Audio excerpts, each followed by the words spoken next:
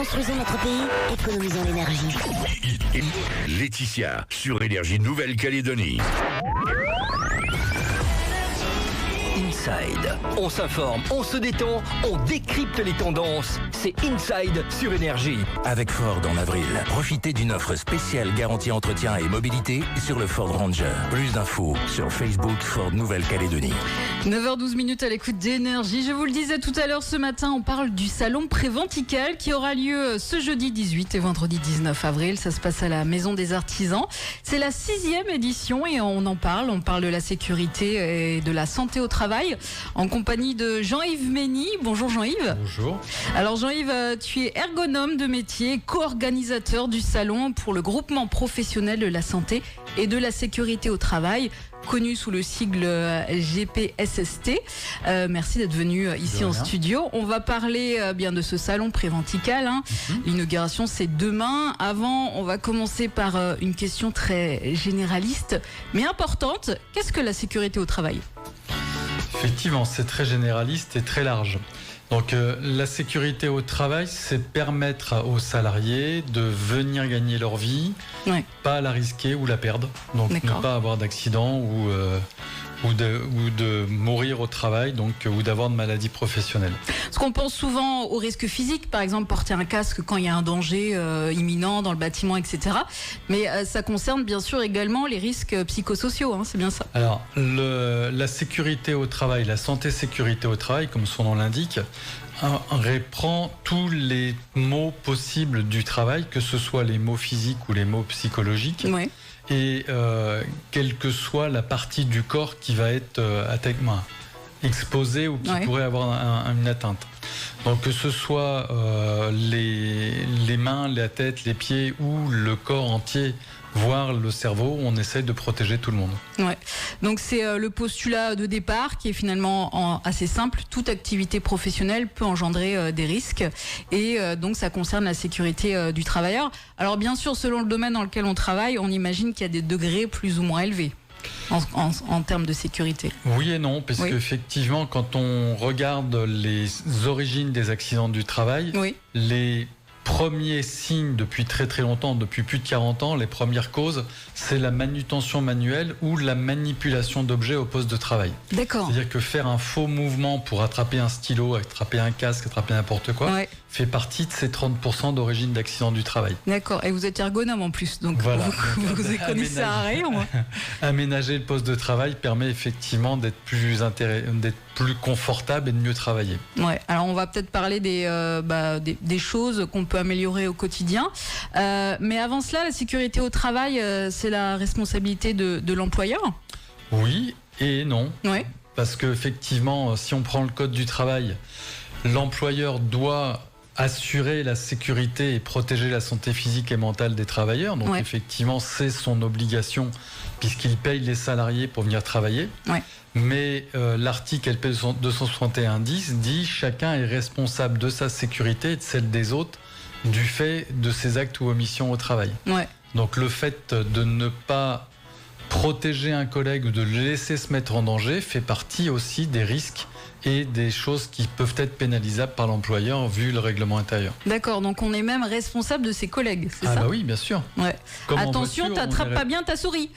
Comme en voiture, on est responsable de ses passagers. Bien sûr, ouais. Alors justement, on parle un petit peu de réglementation. Que dit la réglementation en Nouvelle-Calédonie ? Beaucoup de choses. C'est un livre de chevet extrêmement intéressant, puisqu'il est quand même très, très complet dans tous les domaines. En matière de santé, sécurité au travail, on a une obligation, donc comme je disais tout à l'heure, de venir travailler et de gagner sa vie, et donc de tout donner tous les moyens pour ça. Oui. Il est demandé à ce que l'employeur organise la santé-sécurité et qu'il mette également en place des gens pour s'en occuper. Donc on retrouve ces postes dans les grandes entreprises, notamment les chargés de prévention et de sécurité, mais également les chefs d'équipe, les collègues.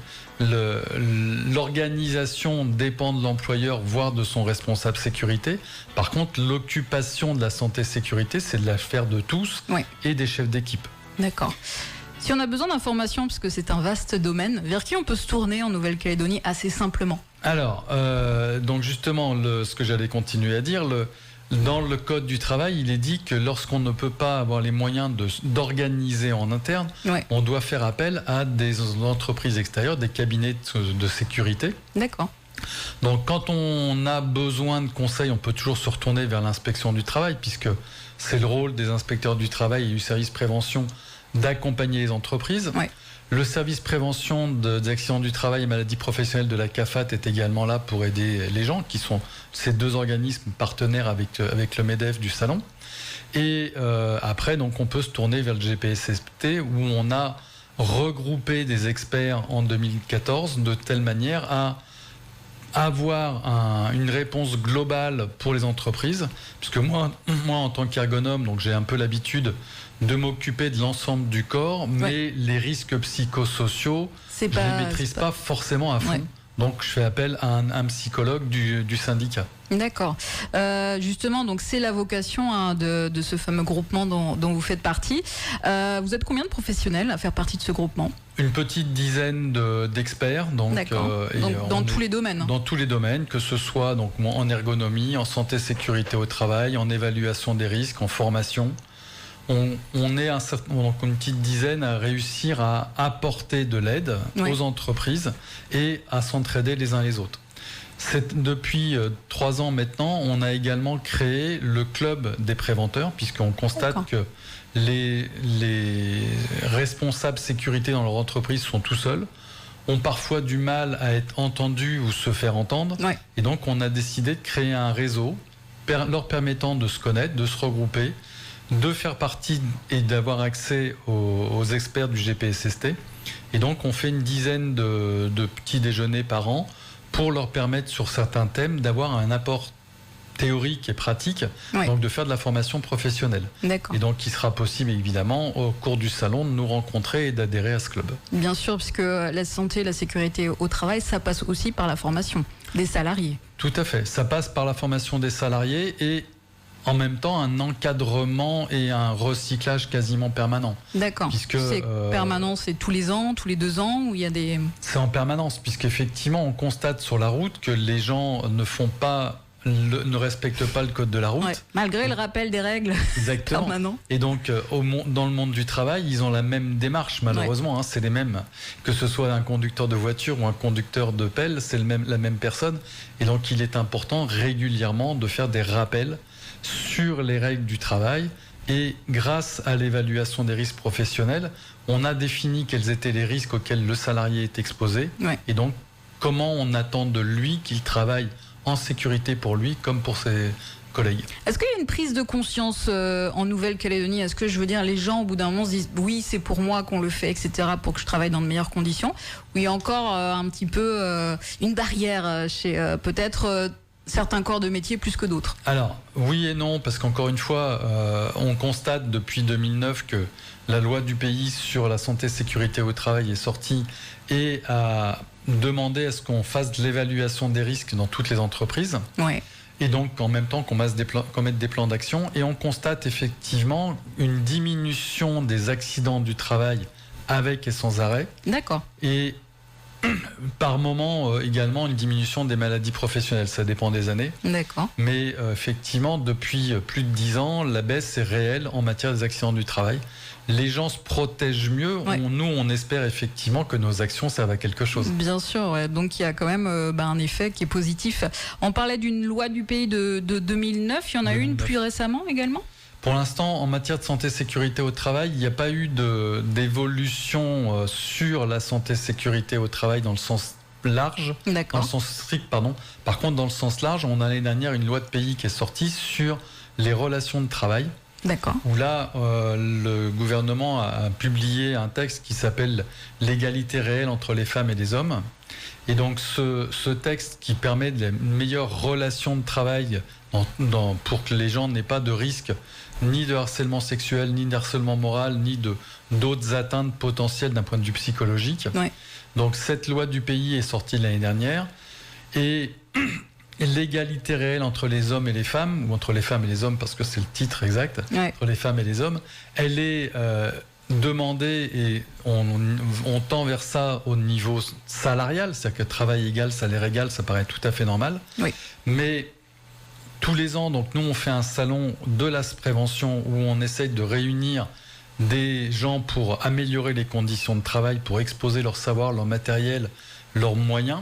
Et en parallèle de ce salon, pour la 6e fois, on organise une série de conférences. Oui. Alors on va y venir à cette conférence. La série de conférences, c'est justement sur l'égalité femmes-hommes pour finir de répondre à la question sur le nouveau texte. Ouais, c'est ce fameux thème.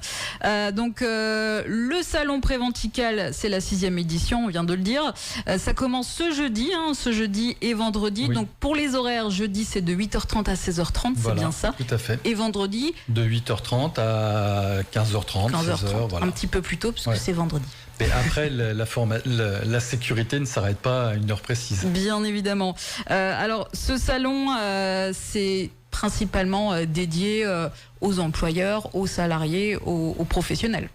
Alors, on fait ce salon justement en semaine pour que les salariés soient en situation de travail, puisqu'il y a une forme de formation, il y a une partie formation puisqu'ils assistent à des conférences, ils rencontrent sur le même lieu différents professionnels qui vont leur apporter des solutions pour améliorer leurs conditions de travail, améliorer la santé et sécurité des salariés. Donc on a toujours organisé ce salon en semaine justement pour que ça soit vraiment ouvert aux salariés et aux employeurs. Oui, bien sûr, sur les heures de travail. Vous avez une inauguration, une ouverture officielle qui se fait demain, c'est ça? Demain en fin d'après-midi? Tout à fait, parce qu'en fait on a constaté que les petits employeurs ou les petites entreprises n'ont pas forcément le temps de venir dans la journée, malheureusement, parce qu'ils ont des chantiers, parce qu'ils ont différentes activités. Ouais. Donc depuis l'année dernière, on a un partenariat avec le MEDEF et avec les chambres consulaires. Et donc le MEDEF et les chambres consulaires invitent leurs adhérents à une visite privée du salon après les heures. Donc là, mercredi soir, c'est avant les heures, puisqu'on inaugure avant l'ouverture. Donc on fait une visite privée sur invitation pour les adhérents du MEDEF. Et cette visite permet de rencontrer les exposants. Après, on inaugure officiellement le salon et on fait un petit cocktail pour nos exposants. Alors, et jeudi soir, on fait la même chose pour les invités des chambres consulaires et de la FINC. D'accord. Une quarantaine d'exposants seront présents pour présenter leur savoir-faire, des nouveaux produits ou des produits novateurs en matière d'amélioration des conditions de travail. Est-ce qu'on peut parler des domaines représentés sans parler des entreprises en elles-mêmes? Ah bien sûr. De toute façon, d'un point de vue de ce salon, on essaye tous les ans d'avoir tous les champs de la santé et sécurité au travail qui soient couverts. Ouais. Puisque dans tous les cas, l'objectif, c'est la protection collective des salariés. Donc à partir du moment où l'ensemble des salariés sont protégés, on n'a plus besoin de faire une protection individuelle spécifique. D'accord. Malgré tout, on aura, comme tous les ans, donc, des entreprises qui vont nous présenter du matériel pour mieux travailler en commun, que ce soit sur des chantiers ou dans la bureautique, puisqu'on va avoir aussi bien du matériel de chantier que du matériel d'amélioration des conditions de travail au niveau ergonomique. D'accord. On a des entreprises qui vont présenter des équipements de protection individuelle, des vêtements de travail, pour que les gens travaillent dans de meilleures conditions. Ouais. On va avoir également des entreprises qui vont permettre d'améliorer la conduite avec la géolocalisation ou du matériel permettant de ne pas s'endormir au volant, par exemple, puisque ça peut aussi être embêtant d'avoir un salarié qui a un accident parce qu'il a fait trop de route. Donc on a des moyens de les protéger à ce niveau-là. On a d'autres entreprises qui sont là pour former les salariés, puisqu'effectivement, il faut, comme on disait tout à l'heure, la formation est quasiment permanente, donc il faut avoir des entreprises qui présentent leurs moyens de formation et leurs outils de formation, et également donc un petit peu de matériel pas informatique mais matériel téléphonique où on va avoir le suivi des chantiers, le suivi de la santé et sécurité sur les tablettes ou sur les téléphones. Et donc ça permet à un salarié qui constate une anomalie, qui constate un dysfonctionnement, de faire remonter cette information auprès de son responsable et d'avoir un retour ou un traitement assez rapide. D'accord. Jean-Yves, ce que je vous propose, c'est de faire une petite pause musicale et on revient juste après pour parler du salon Préventical sur Énergie. La matinée en musique avec des rubriques, des jeux, des invités avec Laetitia sur Énergie. Inside Avec Ford, en avril, profitez d'une offre inédite sur le Ford Ranger. Extension de garantie, contrat d'entretien et de mobilité offert. Plus d'infos sur Facebook Ford Nouvelle-Calédonie. Et si vous venez de nous rejoindre sur le 93.5, nous sommes en direct ce matin et j'ai un invité ici dans l'émission Inside. Il s'agit de Jean-Yves Mény, co-organisateur du salon pour le groupement des professionnels de la santé et de la sécurité au travail. On parle du salon Préventical. Jean-Yves, on le rappelle, le salon débute ce jeudi à la Maison des Artisans. L'entrée est libre et gratuite. Ah oui, complètement. Même la sortie. Même la sortie, mais bon, il faut déjà rentrer et puis rester un petit peu. Et puis la suite, ce sera ce vendredi, donc 19 avril.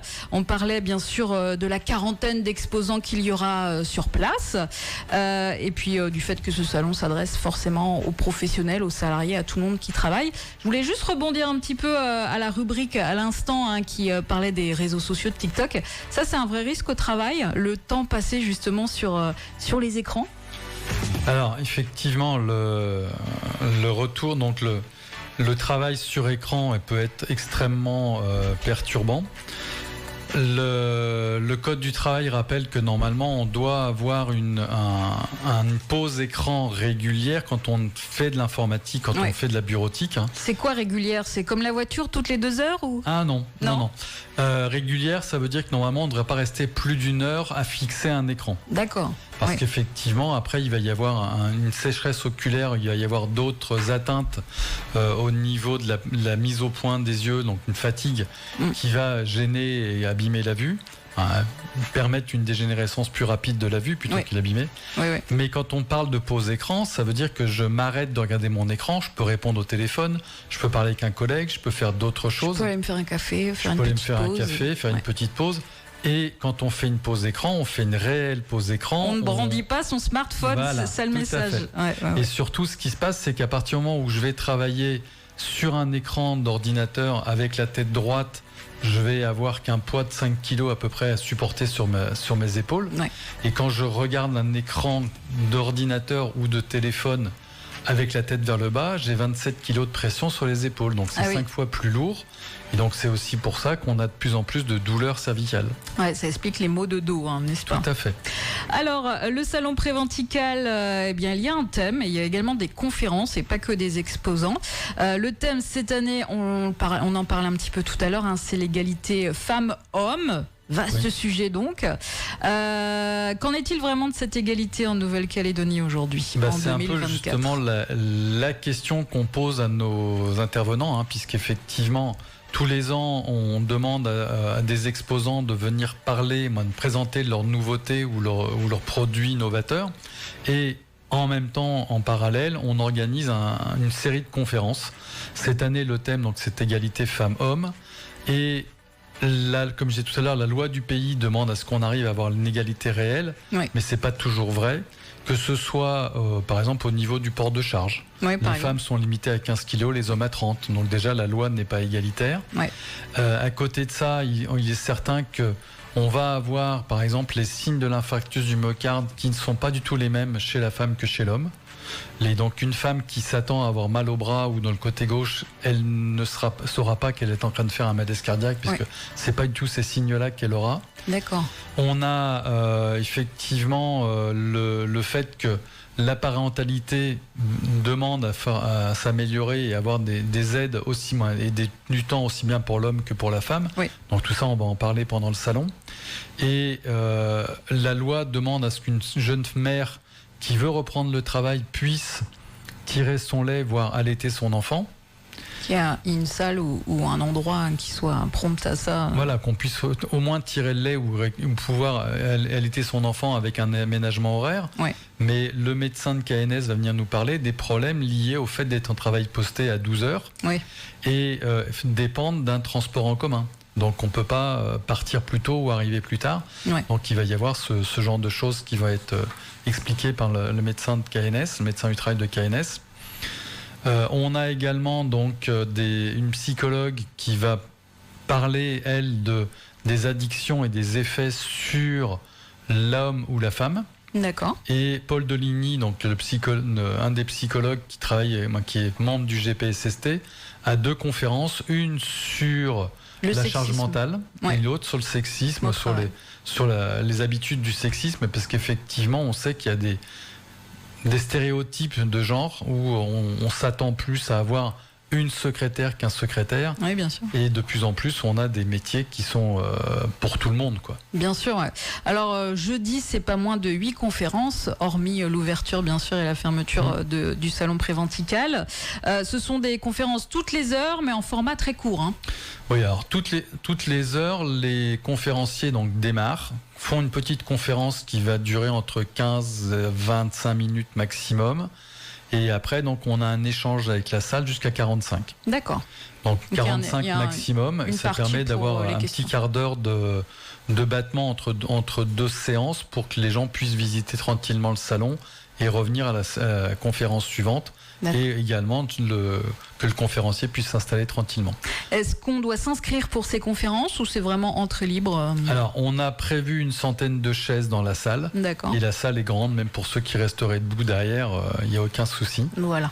Donc, tous les ans, on a un partenariat avec le lycée professionnel et commercial Escoffier. D'accord, oui. Et donc, les élèves d'une classe viennent nous aider à accueillir les gens et à faire passer le micro pendant les questions-réponses.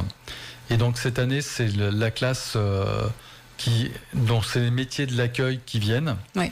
Et donc c'est vraiment leur possibilité à eux d'être présents sur un salon, faire de l'accueil. Et c'est rarement vraiment possible dans d'autres salons. Donc c'est pour ça qu'on les a sollicités pour qu'ils viennent avec nous. Et se mettre dans le contexte professionnel. Voilà. Tout à fait. Bien sûr, les conférences continuent le vendredi. Beaucoup d'autres thèmes, la loi sur l'égalité, la charge mentale des femmes au travail ou encore la lutte contre les harcèlements et le sexisme en entreprise. Où est-ce qu'on peut retrouver la liste de toutes ces conférences ? Alors, on a publié les listes sur notre Facebook. Donc, chaque fois, c'est le GPSST. Donc, sur Facebook. GPSST, ouais. Quand on donc, c'est pas facile à éternuer, je sais, on me l'a déjà reproché. Si on tape Salon Préventical, on trouve la page. Je pense qu'on va trouver la page. Ouais. Donc, on est sur Facebook avec le GPSST et également sur LinkedIn. D'accord. Et que ce soit le plan des exposants ou les conférences sont également possible de retrouver sur le site sécurité sans accent-formation.com. Donc on relaiera cette information sur le site d'Énergie. Jean-Yves Magny, merci beaucoup d'être venu dans cette émission en direct qu'on pourra retrouver en podcast et en vidéo sur énergie.nc et on vous souhaite un très bon salon Préventical avec JB à l'animation. Tout à fait. Vous retrouverez notre JB de la radio. Voilà, celui qui nous annonce sur le salon, il sera présent sur place. Merci beaucoup Jean-Yves, on vous souhaite une très belle journée. Merci.